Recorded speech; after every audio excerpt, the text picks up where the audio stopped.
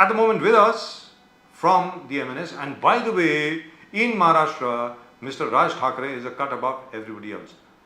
From Maharashtra, from the MNS, Maharashtra Navnirman Sena, we have Mr. Pathare, our old friend. Pathare Sahab, namaskar. Namaskar. Namaskar, how are you, sir? Fine. Wonderful, wonderful to hear that you are fine. तो Mumbai Goa highway sir अब repair हो रही है, हमने सुना है वो 39 या 38 किलोमीटर स्ट्रेच जो है जिसमें पॉट होल्स हैं, लगता है बिल्कुल चंद्रयान जहां पर कल लैंड करेगा मून की जो सरफेस है वो सरफेस और मुंबई गोवा हाईवे की जो सरफेस है तकरीबन एक ही है, मतलब तो वो उसकी रिपेयर शुरू हो गई है सर क्या पठारे सर? सर रिपेयर मेरे ख्याल से ये रोड बननी शुरुआत हुई है 2007 से। 2007 से इसको जब से बननी शुरू हो गई है, शुरुआत की 4 साल छोड़ेंगे तो ये रिपेयर ही चालू है। अभी इन्होंने जो बताया कि हम एक लेन लोगों के लिए खुली करेंगे जी। तो मेरा सीधा सवाल है, हमारे जो पीडब्ल्यूडी मिनिस्टर है रविंद्र चौहान, जो हमें खत लिख के बता रहे हैं कि आपको ये सब काम नहीं करना चाहिए, पत्थर नहीं उठाने चाहिए, आपको पत्थर उठाने से अच्छा है कि आप ये पत्थरों को रख के रोड बनाइए, तो आपका गवर्नमेंट का काम क्या है? आपको कहा जा रहा है, wait a minute, could you repeat that please, Mr. Manish Pathare? I want you to repeat that. What did the PWD minister say to you, to the MNS? PWD minister Ravindra Chauhan हमें बता रहे हैं कि आप ये रोड के ऊपर जो अभी मनसे ने अपने स्टाइल में जो आंदोलन किया, अगर मनसे ने इसके पहले गए 12 साल में जो आंदोलन किए इस रोड के लिए, वो सब आंदोलन छोड़ के अगर मनसे अपने रेगुलर फॉर्म में खल खट्या, जिसको फेमस वर्ड है मनसे के लिए, वो उतर के काम कर रही है, और ये खल खट्याक के बाद आप अच्छी मशीनरी यहाँ पे ला रहे हैं ये रोड बनाने के लिए, तो इसके पहले जो 17 सालों में जिन लोगों की मृत्यु हुई है उनकी जिम्मेदारी किसी की है? उनका कहना है कि मनसे ने पत्थर मारना नहीं चाहिए, पत्थर छोड़ के रोड बनाना चाहिए। अगर हमें रोड बनाना है तो आप सत्ता से हट जाइए। So is he resigning? So is Mr. Chavan is he resigning? बता रहे हैं आप सत्ता से हट जाइए, हमें अपॉर्चुनिटी दीजिए, हम रोड बना के दिखाते हैं। क्योंकि in fact the whole government should resign. In fact, Mr. Pathare, in my opinion, the whole government should resign and they should hand it over to the MNS. They'll do a far better job. Very frankly speaking. Can you imagine this? देखिए MNS कैसे road बना के दिखाती है, because Nashik में हमने करके दिखा है जी। हमें इनकी जैसी बातें करने की जरूरत नहीं। और आज भी आपको मालूम होगा 2000 से ज्यादा भी उस नासिक के रोड के ऊपर जो रोड की टेस्टिंग होती है वो हो चुकी है, लेकिन एक भी टेस्टिंग में रोड फेल नहीं गया क्योंकि उसमें करप्शन जीरो था। यहाँ पे शुरुआत करप्शन से हो रही है और एंड भी करप्शन से हो रहा है, ऐसा पूरी कोकण की जनता बता रही है। तो ये आपको अभी रविंद्र चौहान जी आपको उपदेश दे रहे हैं कि आपको ऐसा करना, पहले चित्रा वाघ जी ने आपको उपदेश दिया, अतुल भातखलकर, एक के बाद जितने भी बीजेपी लीडर है आपको यही बोल रहे कि आप तोड़फोड़ मत करो, आप बनाने में सहायता करो। तो बनाने में सहायता करो, ये चित्रा वाघ का भी वही कहना था, रविंद्र चौहान का भी वही कहना, बीजेपी अलग अलग लीडर का भी वही कहना था। तो क्या आंदोलन, बिकॉज आज के तारीख में मनसे पूरे महाराष्ट्र में, यहां पर तो आपने किए मुंबई गोवा में, पूरे महाराष्ट्र में खड्डे मुक्त करने का जो एक संकल्प आपने लिया है, और फडणवीस जी बोल रहे हैं कि इस खड्डे मुक्त अभियान मैं पूरा कर दूंगा, मुंबई को खड्डे मुक्त कर दूंगा, महाराष्ट्र। तो डू यू बिलीव पठारे साहब फडणवीस जी का जो कहना है कि खड्डे मुक्त कर दूंगा मैं? सर उन्होंने हमें सजेशन देने से अच्छी बात करनी चाहिए थी कि हर रोड के ऊपर गड्ढा ही नहीं गिरना चाहिए। अगर गड्ढे गिरेंगे तो लोगों को परेशानी होती है, और लोगों के परेशानी के लिए महाराष्ट्र नवनिर्माण सेना आदरणीय राज साहब ठाकरे खड़े। अगर आप गड्ढे मुक्त रोड बनाएंगे, अगर रोड गाड़ी चलाने के लिए अच्छी होगी तो क्यों हम लोग आंदोलन करेंगे? पहली बात तो शुरुआत यहाँ से है, इसका मतलब आप फेल है, और आप फेल है तो दूसरे की तरफ उंगली मत दिखाइए। लोगों को तकलीफ हो रही है, इसलिए महाराष्ट्र नवनिर्माण सेना रास्ते पे उतर रही है। रास्ते पे उतर पे आपको पहले निवेदन दिया, आपको आवेदन दिया, सत्याग्रह किया, हर तरह के से आंदोलन करके आपको बारी बारी में समझाया है। इसके लिए कई हमारे महाराष्ट्र सैनिक, मैं आज ही मुंबई आया हूं, लेकिन गए 3 दिन में जो हरेसमेंट रत्नागिरी पुलिस की तरफ से हमें हुई है, ये हरेसमेंट है। हमें फर्क नहीं पड़ता है लोगों के लिए, लेकिन हम लोगों के पीछे खड़े हैं जब तक ये महामार्ग पूर्ण नहीं होता। अभी हाल ही में कुछ ही दिनों में हमारे पार्टी के युवा लीडर सन्माननीय अमित राज साहब ठाकरे ये मुंबई गोवा हाईवे के लिए अगला आंदोलन कर रहे हैं।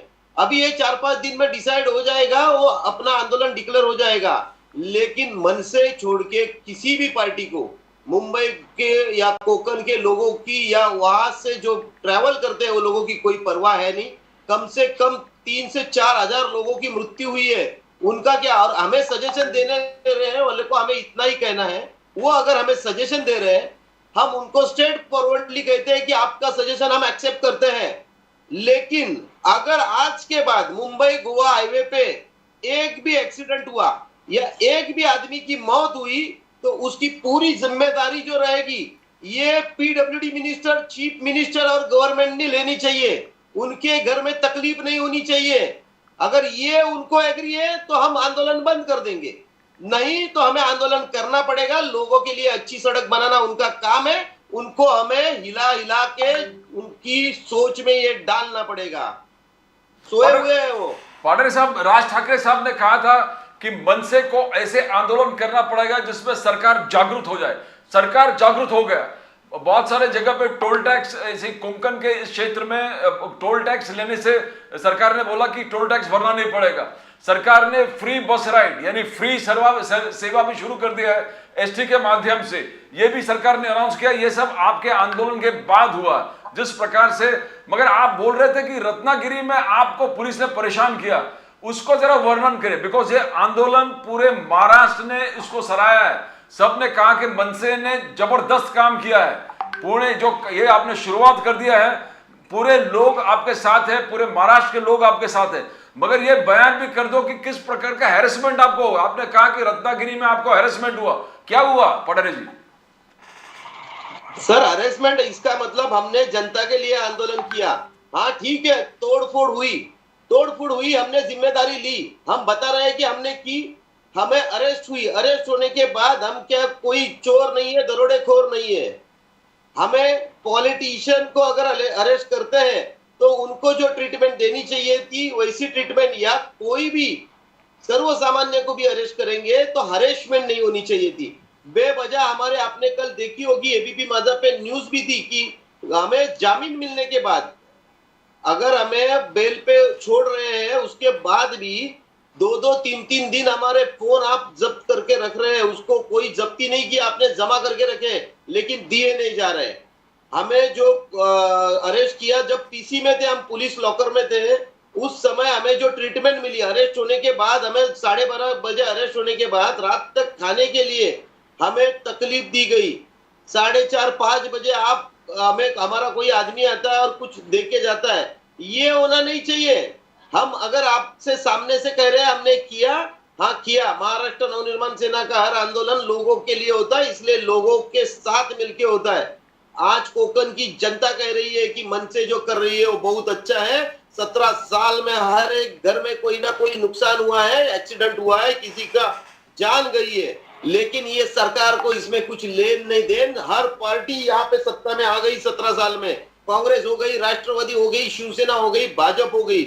आज भी खाली लोगों से ये वोट की उम्मीद रखते हैं, लेकिन लोगों को क्या देना है। और सबसे बुरी बात मैंने लास्ट डिबेट में भी बताई थी आपको कि इन्होंने मुंबई गोवा के 500 किलोमीटर में सभी टोल को एक्टिव करने के पोजीशन में आ चुके हैं। अरे कौन सा टोल ले रहे, क्यों नहीं फोड़ेंगे टोल? हाँ, आप जब गवर्नमेंट में थे तब आपने जब सत्ता चाहिए उस हिसाब से कहा था कि हम टोल माफी लेंगे, टोल पूरा बंद हो जाएगा। यहाँ पे 17 साल से रोड नहीं बन रहा है तो टोल कहां से खड़े कर दिए? किसके टोल है डिक्लेयर कीजिए, किसके इन्फ्लुएंस में टोल मिले डिक्लेयर कीजिए, कौन से प्रोसेस से टोल मिले डिक्लेयर कीजिए, कितने सालों का टोल लगने वाला है पहले डिक्लेयर कीजिए, कितने पैसे का टोल भरना है वो पहले डिक्लेयर कीजिए। कोकण के वासियों ने ये जमीन दी है। मैंने लास्ट में बताया था आपको लास्ट डिबेट में कि हमारे ही लोगों ने कोकण रेलवे के लिए जगह दी। कोकण रेलवे का फायदा कोकण को हो नहीं रहा है। आप किसी भी सामान्य कोकण वासियों को पूछिए कि उनको कितना फायदा कोकण रेलवे से हो रहा है। उस जमीन के पीछे बहुत सारे लोगों को नौकरी लगने वाली थी, अभी तक नौकरी नहीं मिली। उसका जो मुआवजा था वो मुआवजा अभी तक पूरा नहीं मिला है। बहुत से लोग सालों से उसके लिए गवर्नमेंट के ऑफिस में जा रहे हैं, आंदोलन कर रहे हैं, निषेध कर रहे हैं, उनको आज तक कुछ नहीं मिल रहा है। वही बात आज अगर हमने ये रोड बनाने के लिए जगह दी है, जिसका आप गूगल में देखोगे तो इसका नाम आता है कन्याकुमारी, पनवेल से कन्याकुमारी महामार्ग। जी अगर ये कन्याकुमारी तक जाने वाला है, भारत के एक टोक तक जाने वाला है, तो मेरा स्पष्ट कहना है कि अगर हमारे कोकन ने इसके लिए जगह दी है, अगर आपको सम्मान से ये रोड बनाने के लिए परमिशन दी है, तो कोकन के कोई भी जनता को टोल नहीं लगना चाहिए। ना पठारे साहब, गडकरी साहब बार बार रिसेंटली उन्होंने कहा कि अगर मैं सर्विस दे रहा हूं तो टोल टैक्स भरना पड़ेगा, टोल टैक्स हटेगा नहीं, टोल टैक्स ये सेवा है, रोड का सेवा आपको दे रहे हैं। तो ये सरकार अभी तक उस पर अड़े क्यों है कि टोल भरना ही पड़ेगा, जब पूरे मालूम पड़ा कि पूरे मुंबई महाराष्ट्र में, मुंबई आपने हाईलाइट किया, पूरे मुंबई गोवा एक्सप्रेसवे इतना खराब है, खड्डे से भरा हुआ है, फिर भी मंत्री इस प्रकार से ठोस निर्णय लेना नहीं कि टोल नहीं हटेगा, टोल देना पड़ेगा, कि ये एरोगेंस है। कैसे देखते हो पठारे साहब ये? सर मैं इसमें इतना ही कहना चाहूंगा कि हर रोड का एक बजट होता है। शायद मुंबई गोवा जब शुरुआत हुई तो उसका कुछ बजट 9 या 10 हजार करोड़ था। हमारे विजय मल्ल्या हो, हमारे मेहुल चोकसी हो, या हमारे गवर्नमेंट के जो कि सत्ता में केंद्रीय बैठे हैं, उनके जो भी यहां से बाहर खड़े हुए हैं, वो अभी तक रिटर्न नहीं आए, आपको मालूम होगा। और हर आदमी कम से कम 8-10 हजार के ऊपर लेके चूना लगा के भारत को निकल चुका है। हमारे प्रिय पंतप्रधान जो पूरे विश्व में सबसे बड़े पॉलिटिशियन हो चुके हैं, शायद वो फेसबुक पे या ऑनलाइन में हुए हैं, लेकिन आज तक उनको जहां लंदन में जाते होंगे, यूएस में जाते होंगे या कहां भी जाते होंगे देश में, ये लोग नहीं दिख रहे हैं उनको। इनका प्रोसेस पूरा नहीं हो रहा है, गए 5-10 सालों में ये गए हमें चूना लगा के। तो मेरा कहना है, हम तो भारत में रह रहे हैं, हम गाड़ी लेते वक्त टैक्स भर रहे हैं, हम हर चीज सिस्टम से कर रहे हैं, हम जीएसटी भर रहे हैं, यही पैसों से तो रोड बन रहा है। अगर रोड बन रहा है तो उसमें कॉन्ट्रैक्टर लाने की जरूरत क्या? जो कॉन्ट्रैक्टर को काम दिया है उतना काम। अभी ये पीडब्ल्यूडी का ऑफिस बनता है सर।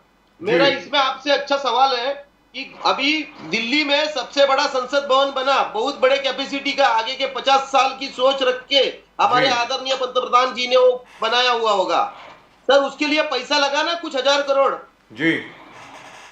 महाराष्ट्र में विधान भवन के आमदार जो एमएलए हैं, उनके लिए अभी नया परसों ही हमारे यहाँ के आज के सरकार ने 1 महीने पहले उद्घाटन किया। वो शायद मेरे ख्याल से, अगर मैं गलत नहीं हो तो टाटा को या कोई अच्छी कंपनी को काम दिया है, शायद टाटा को दिया है जी। तो उसके लिए पैसा नहीं लगेगा। तो ये लोगों से कौन सा टोल ले रहे हैं ये लोग? ये अगर एमएलए करके उस रूम में रहेंगे तो ये हमें लीड करते हैं, ये लोकशाही में चुन के आते हैं, तो इसके लिए इनको सब फोकट में मिलने का अधिकार है। और हम जनता जो वोट करती है उसे कुछ नहीं देंगे। क्या खर्चा होता है? अगर कोकन को अगर टोल फ्री रखना है, आप बाहर से आने वाली गाड़ियों से टोल लीजिए, हमें कोई तकलीफ नहीं है।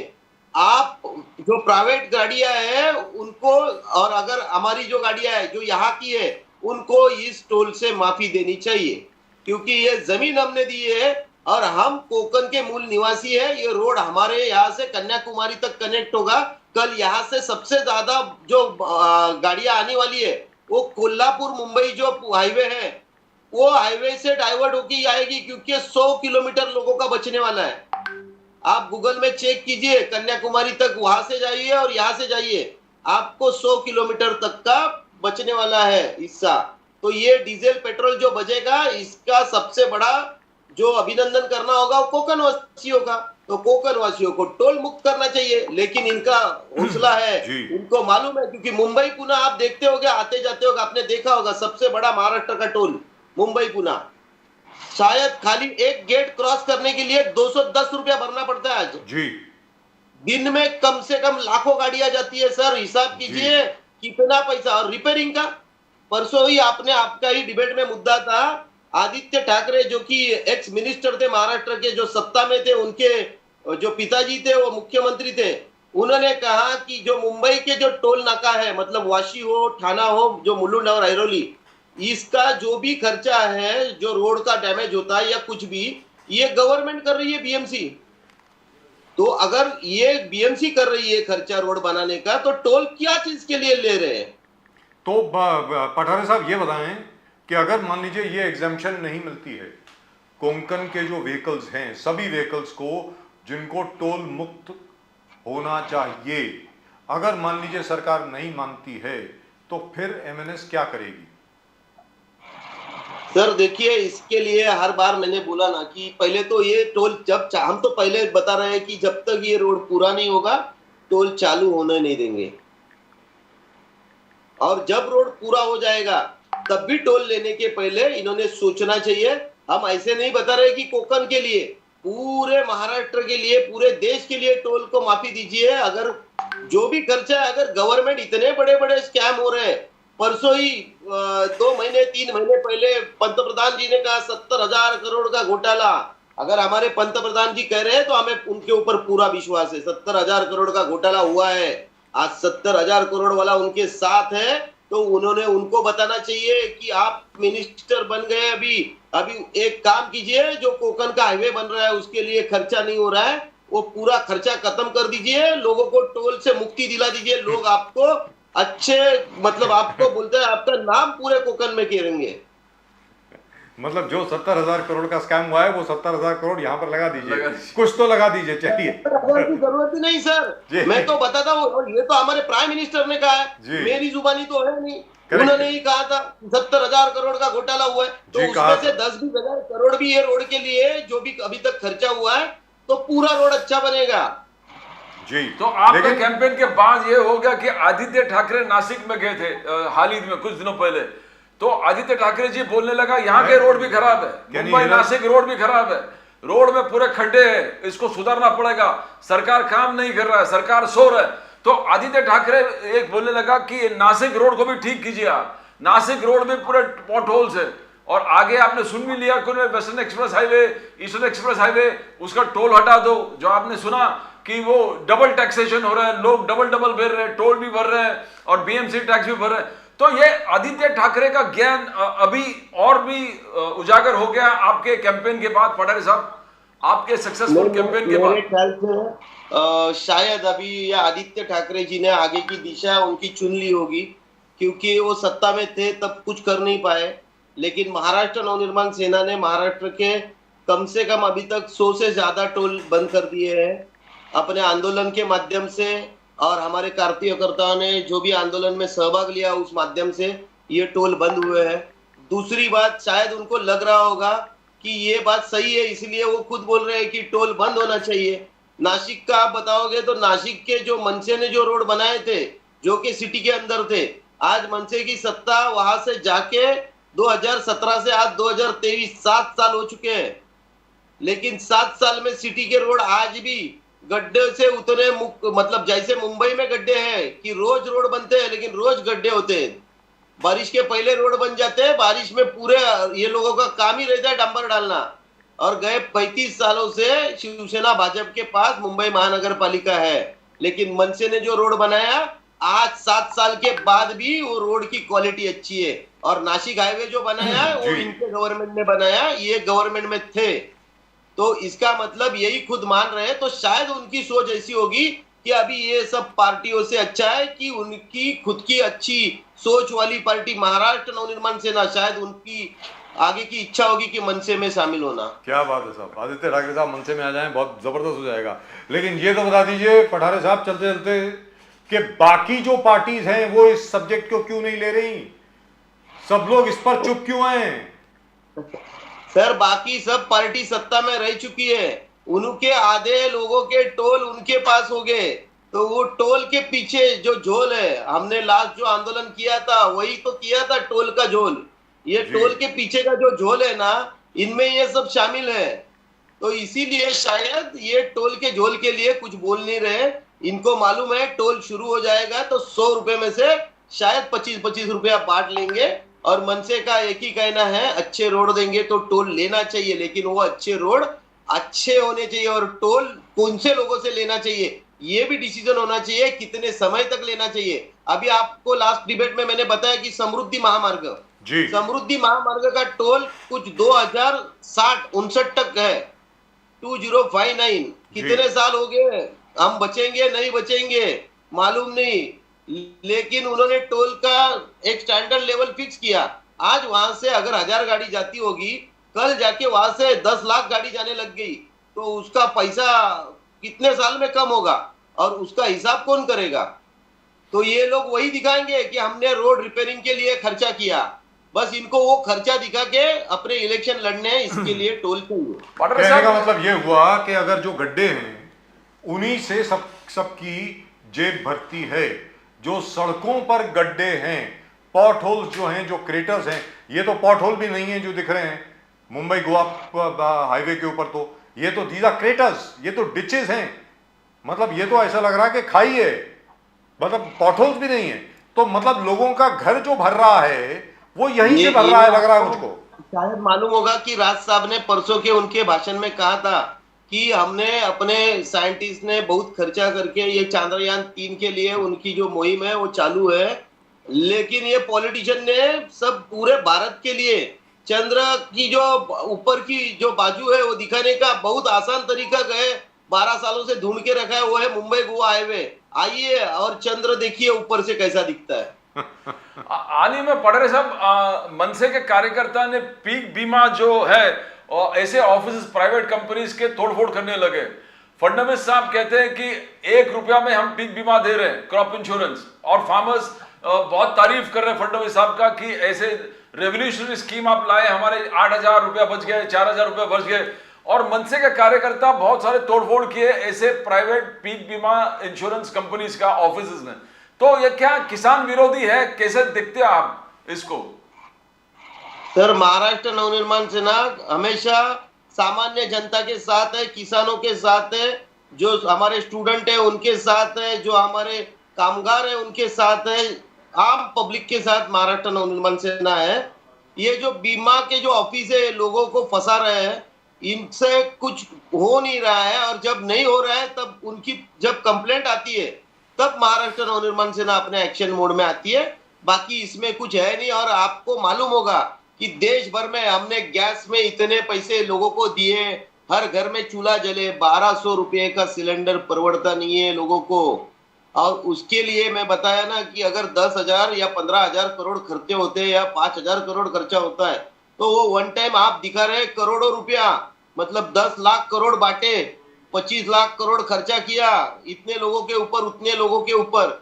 इससे तो अच्छा है कि पूरे भारत के टोल बंद कर दीजिए, तो और लोगों को बताइए कि हमने किया, और जो रास्ते तो रिपेयर आप ही कर रहे हैं। जी जो एमएमआरडीए में आते होंगे, एमएसआरडीए में आते होंगे, या फिर बीएमसी के अंडर आते हैं, वो उधर की आस्थापना जो रहती है वो खर्चा करती है। ग्राम पंचायत में आने वाले रोड ग्राम पंचायत खर्चा करती है, पंचायत समिति के आने वाले रोड पंचायत समिति, जिला परिषद के रोड जिला परिषद, एमएलए फंड में होने वाले काम एमएलए फंड। तो फिर ये टैक्स लेने की वजह छोड़ दीजिए, टोल बंद कर दीजिए, आसान है, लोगों को अच्छा लगेगा और लोगों को पता चलेगा आपने कुछ किया। लेकिन हम रोड दुरुस्त करने के लिए टोल लेंगे, रोड दुरुस्त कितने बार करना पड़ता है ये भी लोगों को बताइए। अगर 1 साल में रोड बनता है तो उसका पूरा खर्चा दे दीजिए, दुरुस्ती का खर्चा बताइए लोगों को। मैं तो पूछता हूं कि मुंबई पूना का हर साल का दुरुस्ती का बजट क्या है? वो किसी को मालूम नहीं है फिलहाल, लेकिन इतना जरूर मालूम है कि मुंबई के खुद के रोड्स हों या बाहर के रोड्स हों, they are always under repair.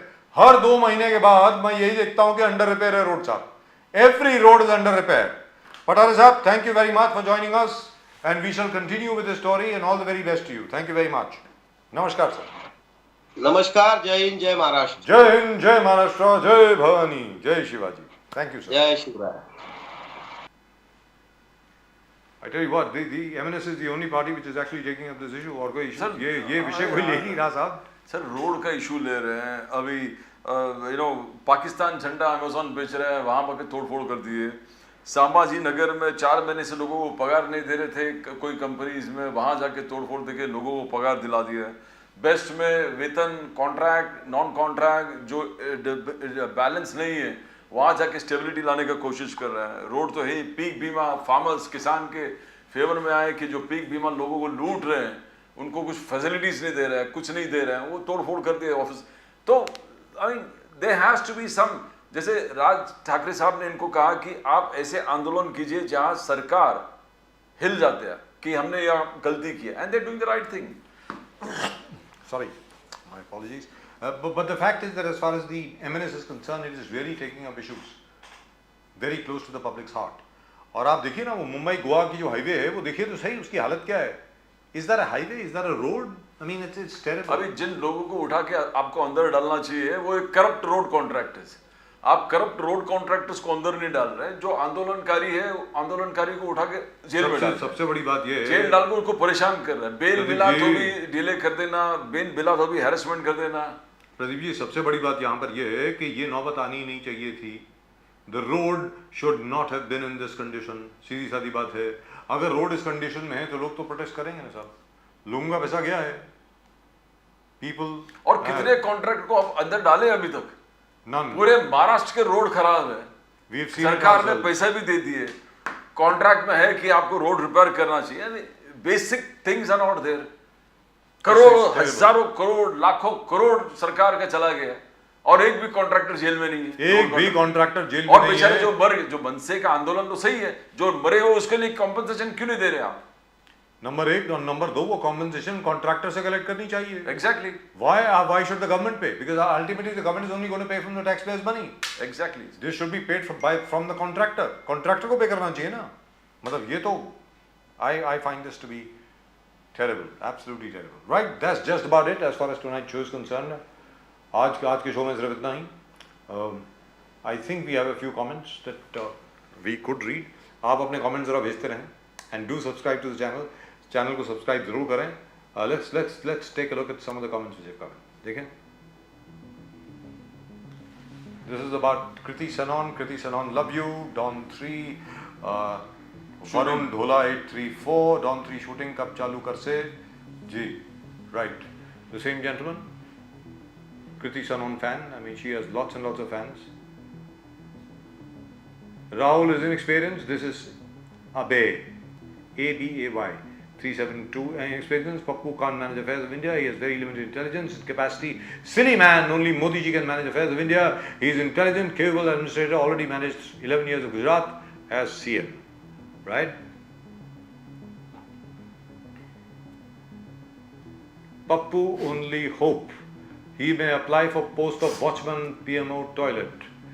Why would anyway, PMO toilet required watchman. Anyway, fit fully for that role, or is he? SIDBI है जी। मैं खा आ गया मतलब कुछ भी। What does that कहाँ mean? आ गया? मैं कहाँ आ गया मतलब कुछ भी। ये नितिन संसारे साहब हैं। Aditi गोत्रिकर। Why even have an election? Declare then. I don't think this has to do with Aditi Gotrikar. We never talked about it. Declare Rahul Gandhi as the Prime Minister. But this was supposed to be about Aditi Gotrikar. Anyway, Always, चलिए। BJP only party uplifting poor. Right. The second part. Too toxic. Too toxic. Sorry. Who was too toxic? Darius Moose. Darius. Too toxic. What is that about? Anyway, was anybody too toxic in our show the other day? I'm not sure. Was the Congress very toxic about the BJP, or was the BJP very toxic about everybody else?